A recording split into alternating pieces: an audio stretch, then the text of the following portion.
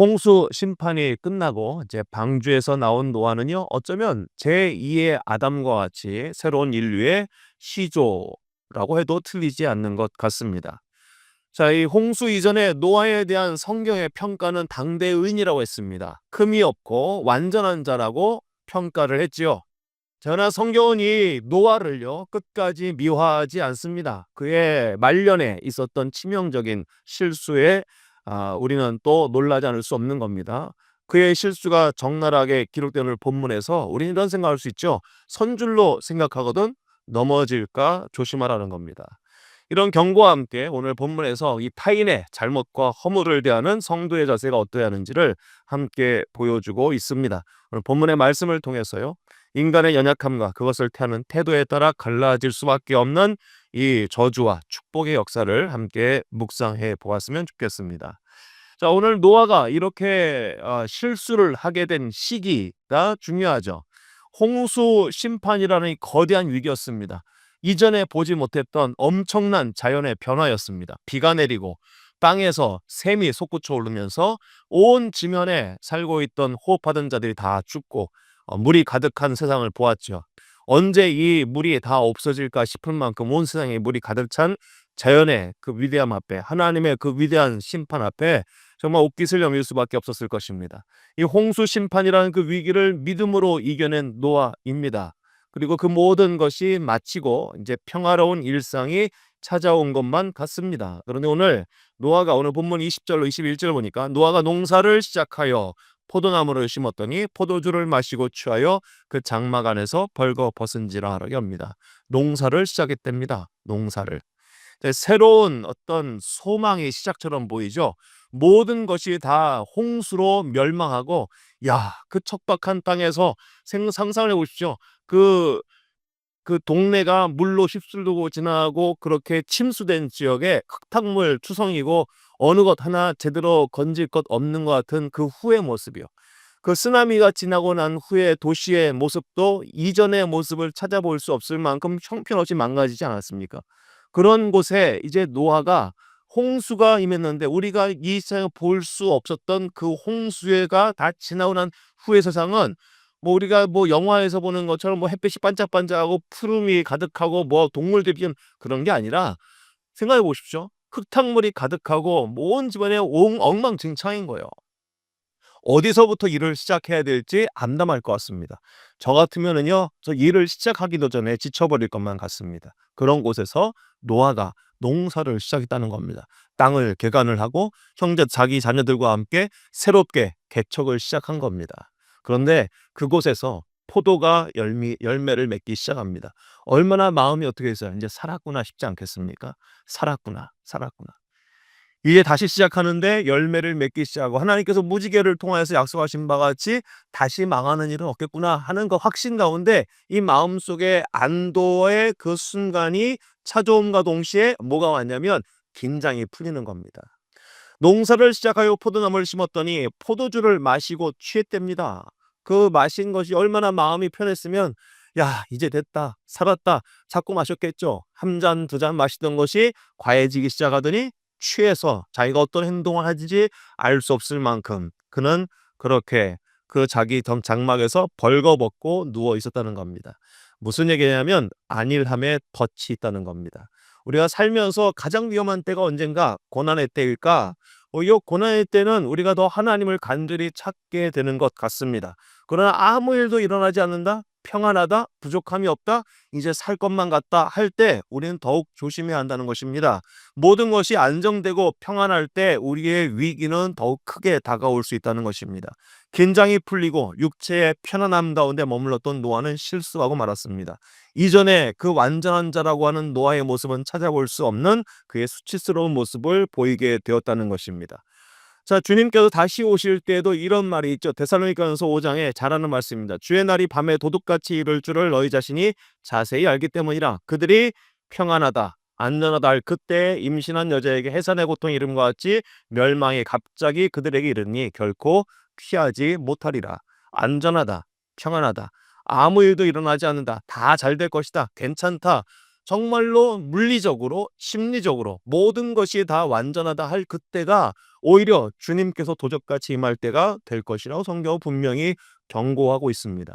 노아도 아마 그렇게 긴장의 끈을 놓치지 말아야 하는데 그가 하나님 앞에 어떠한 은혜를 입었는지 하나님 앞에 어떠한 구원을 맛보았는지를 잊지 않았더라면 그 긴장, 영적인 긴장을 놓치지 않더라면 이런 실수는 하지 않았을까 싶다는 생각이 들어갑니다.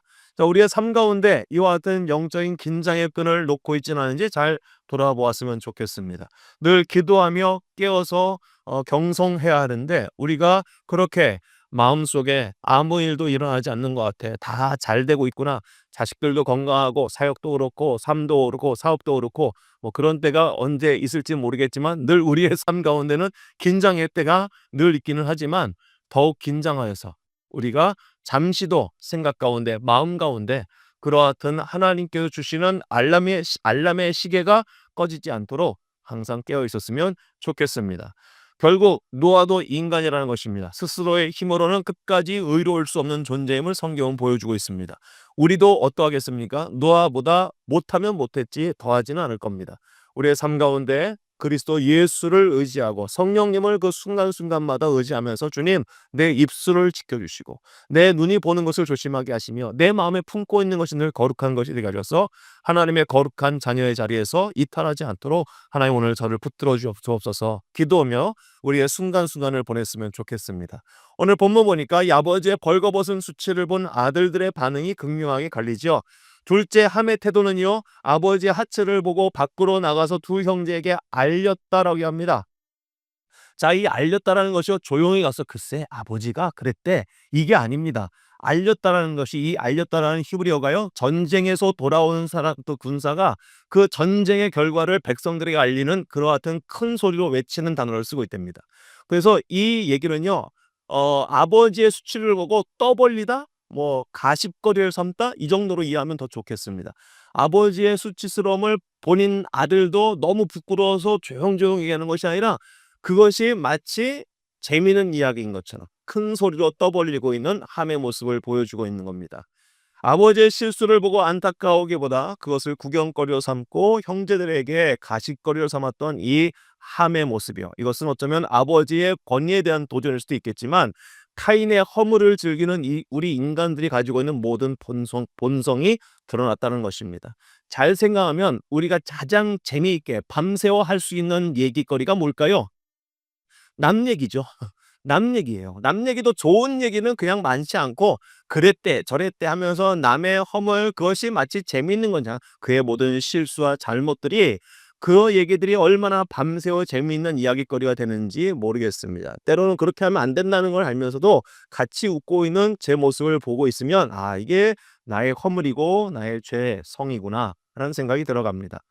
자, 다 반대로 샘과 야벳의 태도는 어떨까요? 그 얘기를 듣자마자 옷을 어깨에 메고 뒷걸음질 쳐 들어가서 아버지 하체를 보지 않았다고 합니다. 그 하체를 덮어줬다는 거죠. 아버지의 권위를 존중했고 아무리 실수하고 잘못하고 이렇게 넘어진 아버지의 모습이지만 그것을 함께 조롱하거나 에이구 아버지 어쩔 수 없구나 하지 않고 판단하기보다는 오히려 그 수치를 덮어줄 수 있는 아들의 모습을 보게 됩니다. 자, 베드로전서 4장 8절 말씀에 사랑은 허다한 죄를 덮는다라고 말합니다. 이들의 행동은 아버지를 향한 사랑이겠죠. 아버지에 대한 연민일 수도 있고요. 이 완전한 자라고 했던 아버지, 하나님의 말씀이라면 방주를 짓는 일도 마다하지 않을 만큼 순종했던 자기 아버지가 이렇게 실수를 하다니 하는 안타까운 마음으로 사랑과 존경의 마음을 담아서 그의 부끄러움을 덮어주는 아들들의 모습을 보게 됩니다. 자, 우리의 삶 가운데 역시 교회와 가정 가운데 우리 그리스도 예수 안에서 형제되고 자매되고 한 가족 된 누군가의 허물이 보일 때는 우리가 어떻게 행동해야겠습니까? 그 허물이 보일 때 함처럼 떠벌리는 자가 분명히 있을 겁니다. 아이고 집사님 돼서 안수 집사가 장로가 목사가 돼서 그렇대 라고 하는 분도 계시겠죠. 그러나 그것보다 더 중요한 것은요. 샘과 야벳처럼 조용히 덮어주고 기도해주는 성숙한 모습이 있어야지 않을까 싶은 생각이 들어갑니다. 우리 모두는 다 실수합니다. 넘어지고 쓰러질 수 있죠.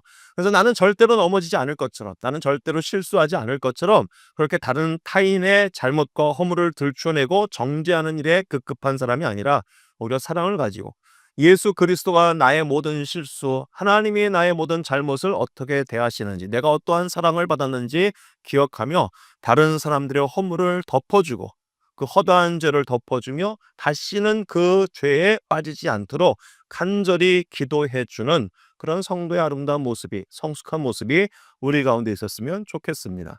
이와 같이 태도가 어떤 결과를 가져오냐면, 오늘 함은요, 그 아들, 아버지의 권위를 업신여겼던 이 함은 그 아들 가나안이 종들의 종이 되기를 원한다라는 저주를 받게 됩니다.